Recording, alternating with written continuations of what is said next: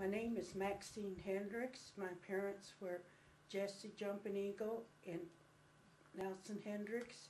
I'm from the Ogallala Troop Tribe at Pine Ridge, South Dakota. I was born January 1st, 1944. My early years spent on the reservation at Pine Ridge was with my grandparents, Oliver and Mamie Jumping Eagle. They lived between Wounded Knee and Manderson, South Dakota. I lived most of my early years with them until I was 12, well, when they died when I was 12 years old.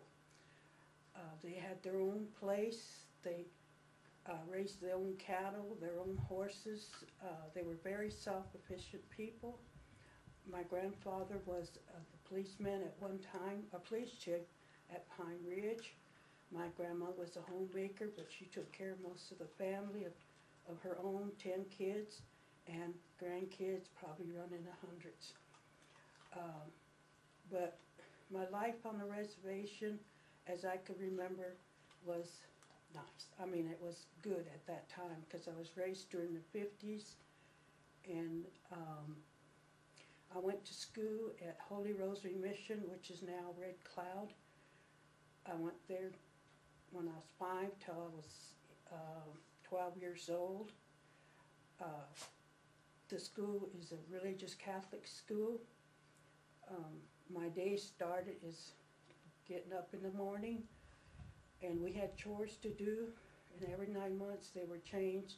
Maybe first you worked in the dining room to set up the dining room for the day. After you do dishes, you have to set up for the next meal. And at that school, maybe at that time, was like 500 kids all total. There were boys and girls. The school ranged from 1st to 12th grade. We had priests and nuns that took care of us. Some of the kids worked in the laundry. The girls worked in the laundry, in the kitchen, in the dining rooms. And they did their own house cleaning in the dormitories. And then the boys had their choice. Some worked on the farm area, they worked in the garden, some worked in the bakery, they did their own chores in the dormitory themselves. The schooling was very efficient. I've learned a lot when I was there. We went to Mass every morning and every night. At that time, Latin was taught to the older children, to the older adults, and it's some that wanted to go on to being a priest or a nun. This was their choice of serving God. As for the culture part of what I've learned myself, was very limited because of going to school, and I just knew very little of it until I came to live up here in 1999. I learned a lot about the culture of the Native American here in Rapid and the different reservations. Right now, I'm on what they call the task force here in Rapid City, where our concerns is with health care at Susan. We are having very, I'd say, poor health care.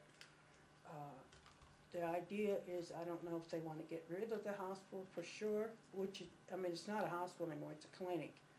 But a new clinic's supposed to be built, but it won't be maybe 15 or 20 years from now. So in the meantime, we still need our health care right now. People are dying. There's only 2.5 doctors at the hospital, and maybe the 0.5 is part-time. One doctor takes care of the walk-ins, and one doctor takes care of the ambulatory care, and you can't get appointments. And when they go in for walk-in, it's only for 7 people maybe sometimes in the morning. so you can see how limited the service is. People are getting fired that have been there for a long time, and these are people that have been there 18 years, some more, and some are getting transferred out because of the situation there at Susan's, and a lot of them want to speak up, but they're afraid they'll lose their jobs.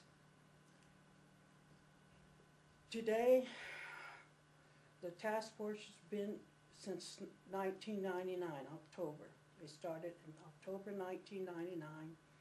I came in probably about 2004, and to help, I was just taking, well, I had health concerns too, because then I noticed the studying what was limited to us, and so that made a lot of interest why people weren't getting their care. And gradually, even myself,